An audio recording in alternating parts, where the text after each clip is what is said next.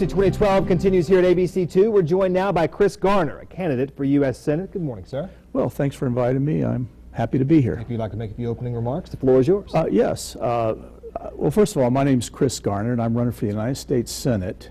I'm a professional engineer running against a professional politician. And my goal is to change the economic conditions in the United States that were largely caused by Senator Cardin's voting record.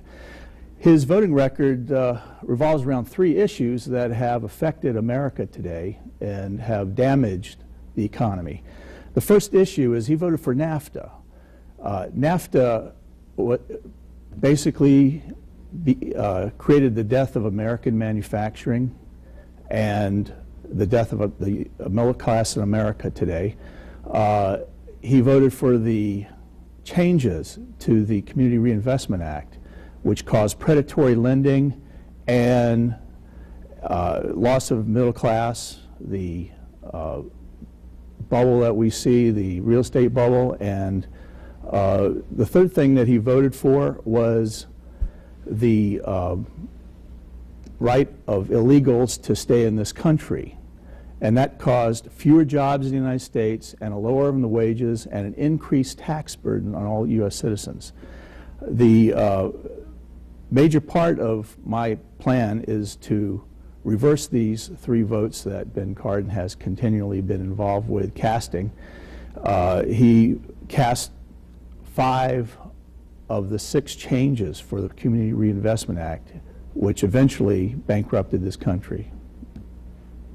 Now, to expand on a couple of these ideas right now, you've been mentioning the economic turmoil as our country is in right now. Are there any other examples for which you would do to further address the issue?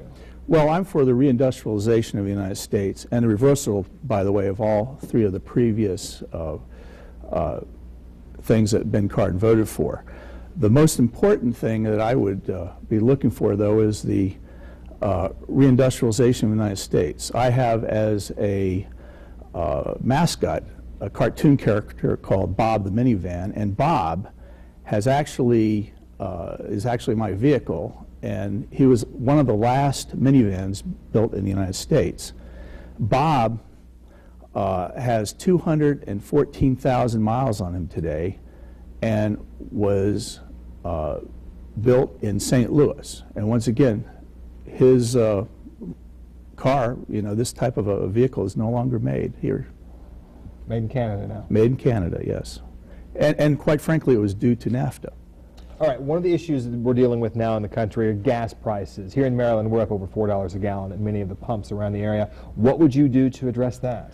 Well, a big part of gas prices is, first of all, they're priced in U.S. dollars. And the Congress of the United States has taken it on themselves to make the dollar worthless. And of course, if it's priced in dollars, and the dollar becomes more worthless, then the price increase of gas will just continue. And there's no hope in the future unless we reverse this. We send $600 million out of the United States every year in buying imports.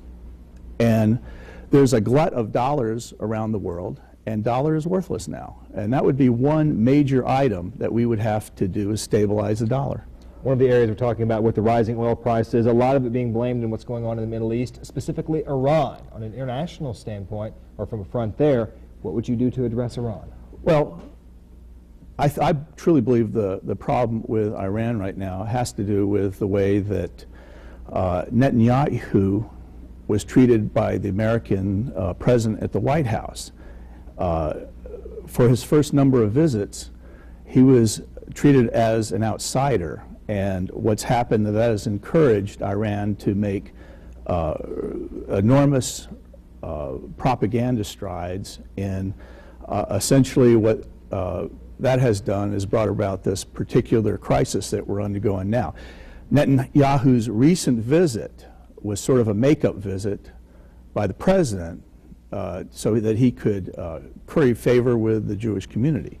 And of course, that is an obvious effort, and everybody recognizes that as such. All right, Chris Garner is running for U.S. Senate. Sir, thank you for the time today. This is our continuing coverage of Democracy 2012 here at ABC2 and ABC2News.com.